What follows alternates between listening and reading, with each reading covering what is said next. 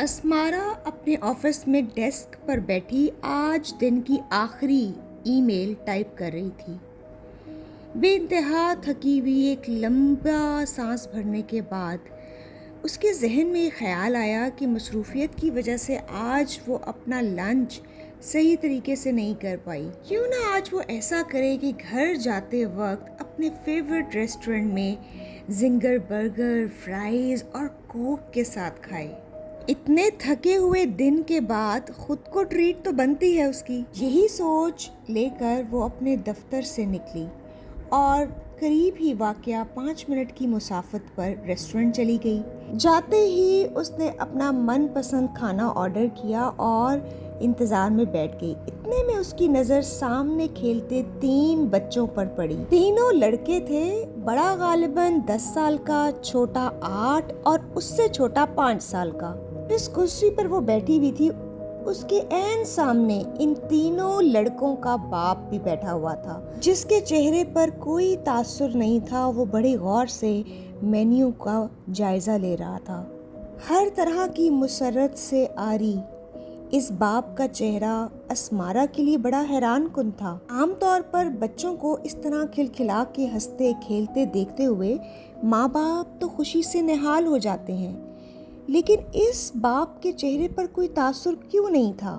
اسمارا بار بار یہ سوچنے پر مجبور ہو رہی تھی۔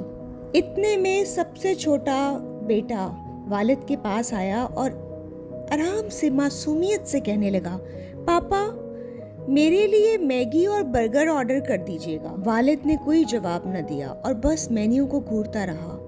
ایسا لگ رہا تھا جیسے وہ قیمتیں بار بار دیکھ رہا ہے اور موازنہ کر رہا ہے۔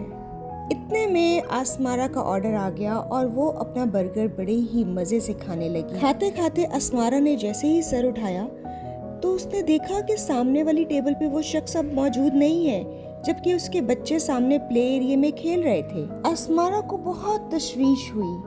اس نے ادھر ادھر نگاہ دوڑائی کہ شاید یہاں کہیں موجود ہو، کہیں اور بیٹھا ہو، لیکن وہ تو کہیں نظر ہی نہیں آ رہا تھا اسمارا کو۔ اتنے میں ایک زوردار دھماکے کی آواز اسمارا کے کان میں پڑی۔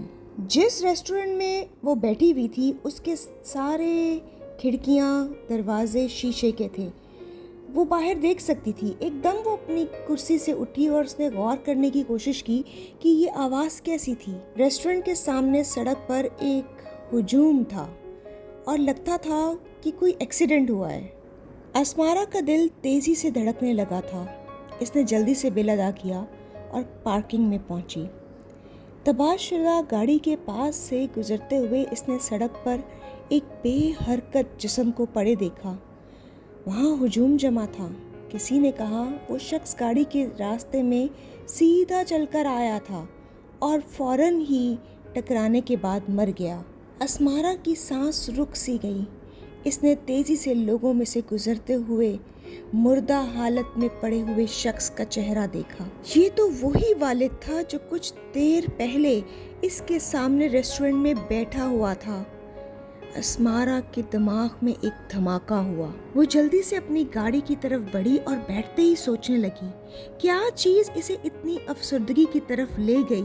کیا وہ اپنے بچوں کو کھانا کھلانا افورڈ نہیں کر سکتا تھا، یا پھر وہ کسی ذہنی دباؤ کا شکار تھا؟